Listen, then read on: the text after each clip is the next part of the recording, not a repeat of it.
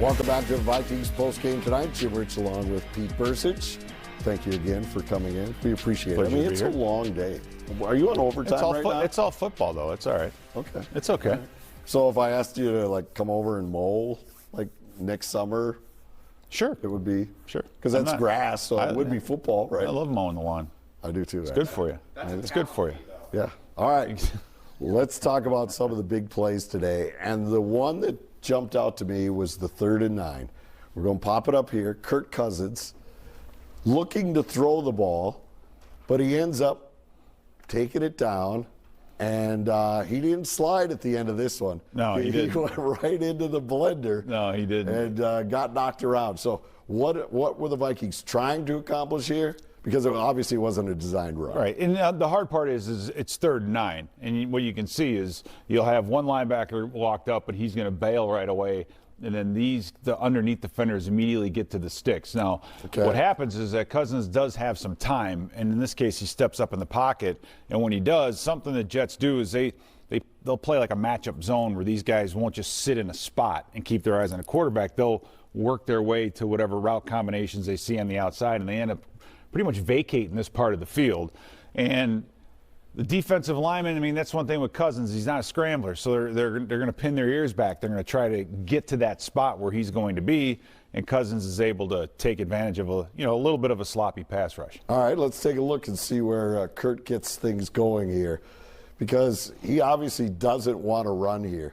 Do you like his decision that he decides to get out of there and go? Well, he throws, and it really has to come down and catch with the ball. What I'd like to see is have him know where that line is and then just dive forward. In this case, he runs right into C.J. Mosley, and Mosley, he puts a good hit on him. But Cousins took a good pounding today. We've seen him do that pump fake and pull the ball in and drop it a few times. Yep. But nice job covering the ball up, and stays on his feet. He wanted to get that first down. He was willing, to sacrifice body. I guarantee you that O'Connell looked at him and said, "Hey, good job.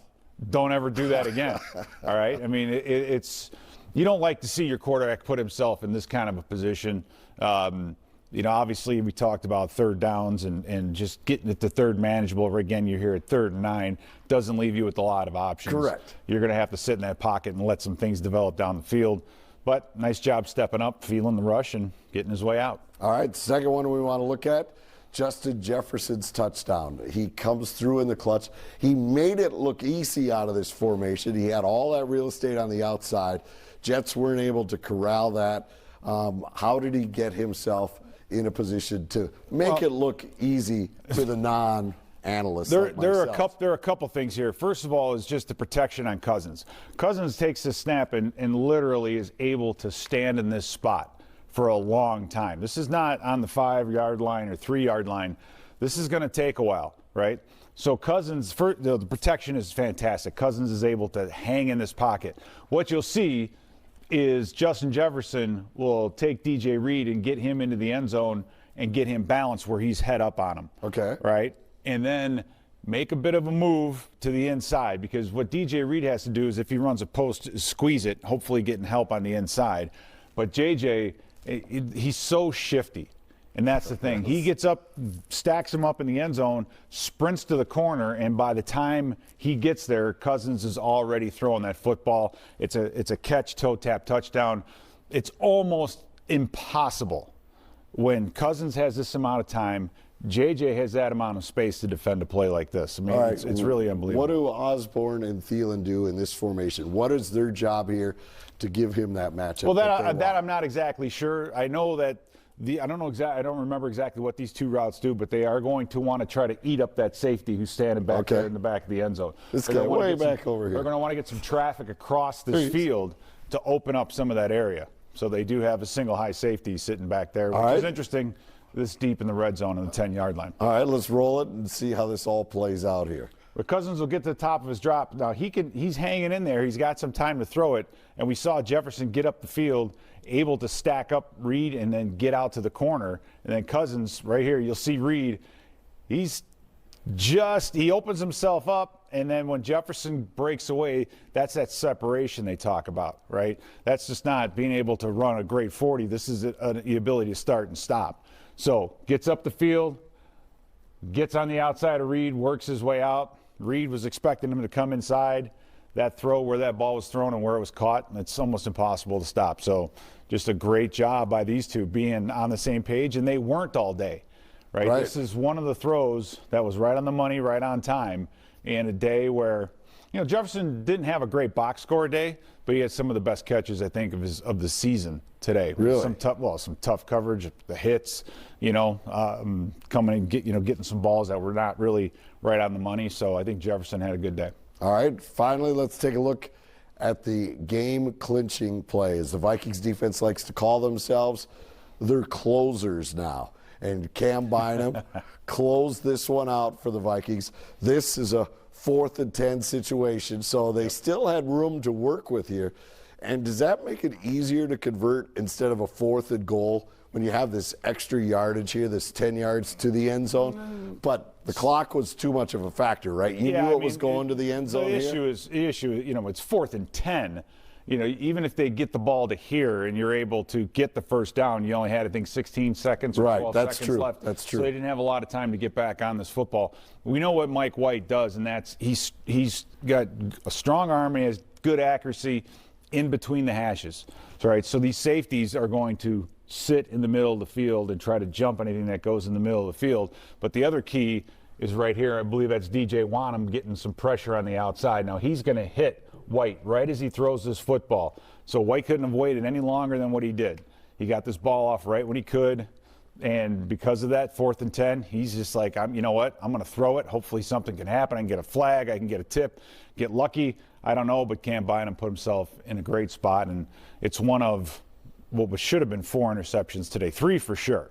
Right. And one that was, you know, between, you know, with him and Caleb Evans, it kind of, but yeah, this is all right, let's take a look at this one.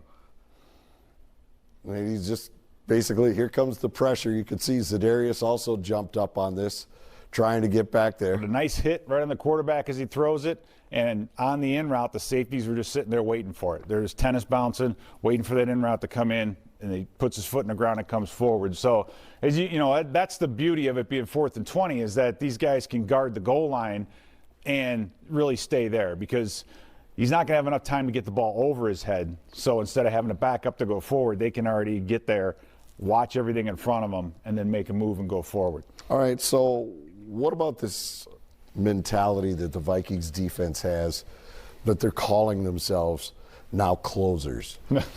Well, they're making the big plays at the big times of the games. The defense was different today. Jets defense was different too. We were more we blitzed more than I've seen in a long, long time. And it wasn't just at the end of the game, it was all really throughout the game. What the difference was today was tackling.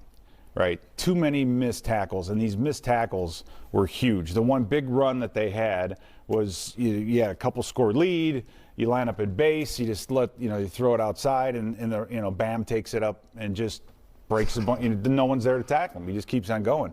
A couple other ones throughout. I think Shannon Sullivan, I think, had one. Duke Shelley had one. That ended up being big yardage plays. So it's a lot easier to fix tackling than it was. You look back a week ago when you had mental errors and a lot of people guys running up the seam. We didn't see that today. What we saw today was, I think if they tackled better today, these numbers would have been quite a bit different. So I think it is overall a step in the right direction, even though we were all, on pins and needles at the end. And again, they came up with the big plays when they needed to. So that's great. Well, that's what Paul Allen said. He said to ask you about tackling because he knew that was annoying you today. Yeah, it was. And tackling is just it's hard to practice at this time of year because the physicality of the game. So it's an effort thing, right? Bring more than just one guy to the ball. Don't assume that the guy in front of you or the guy over there is going to make that play. Everybody has to run. That's what hustle is running the ball when you don't think you can get there to make the play. You have to do that. You have to bring 11 guys to the ball on every single play. That is, they've done a lot of it in the red zone throughout the year, swarming to the football. But I think, today there were just a little bit here and a little bit there.